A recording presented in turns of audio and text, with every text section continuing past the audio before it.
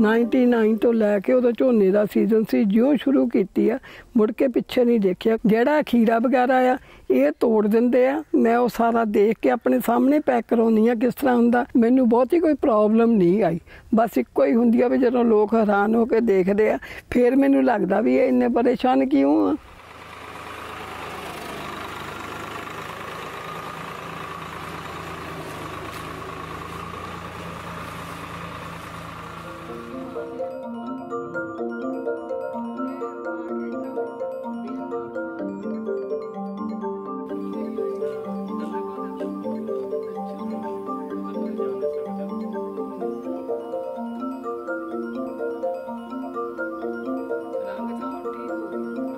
मेरा नवरूप कौर नाम है जी।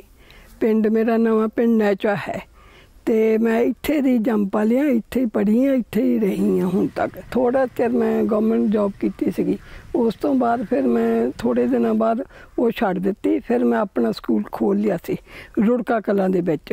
फादर दे नाल शौकीया तौर ते कदी कदी ट्रैक्टर चलाउंदी हुंदी सी, जे वो बिजी आ तो थोड़ा बहुता मैं बालन अपने शौक नाल।